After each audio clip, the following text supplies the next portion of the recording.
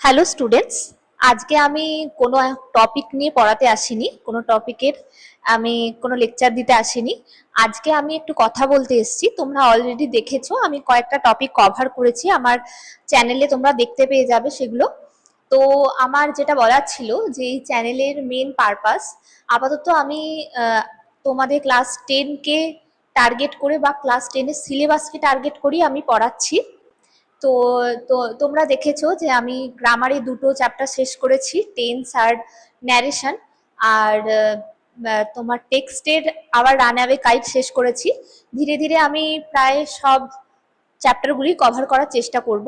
তো তোমাদের মধ্যে অনেকেই আছো যারা এখনো ইংলিশকে খুব একটা সিরিয়াসলি নাওনি বা টেকেন ফর গ্রান্টেড ধরে রেখে দিয়েছো, বা ভাবছো যে 2 মাসের মধ্যে আমরা টেস্টের পর যাই হোক করে কোনো রকম ইংলিশ করব, কিন্তু এটা কোনোদিনই সম্ভব নয়। এরম ভাবে পড়লে তোমরা 95% মার্কস ইংলিশে অন্তত পাবে না।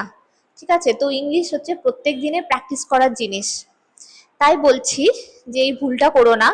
এই ভুলটা আমি করেছিলাম, তাই তোমাদেরকে একটু সাবধান করে দিচ্ছি যে তোমাদের মাধ্যমিকে একটা ভালো পার্সেন্টেজ আনার জন্য ইংলিশটাও মোটামুটি 90% নাম্বার রাখতেই হবে। তো তার জন্য বলছি যে যারা ভুল করেছো এতদিন, 6 মাস হয়ে গেছে অলরেডি, এখনো অনেকটাই সময় তোমাদের হাতে আছে।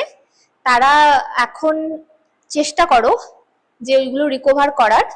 আর আমি যে ভিডিওগুলো পোস্ট করব দেখো, ওইগুলো দিয়ে রিভিশন করার চেষ্টা করো ভালো করে।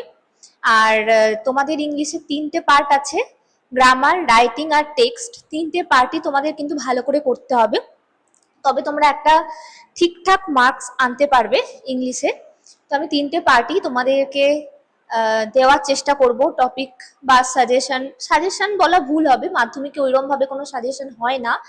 তাও মোটামুটি কিভাবে পড়তে হবে বা তোমাদেরকে ওই টেক্সটে যে এক্সারসাইজ বা এক্সট্রা কোশ্চেন বা গ্রামারের টপিক নিয়ে আলোচনা করব আমি নেক্সট ভিডিওতে। তোমরা আমার সাথে থেকো।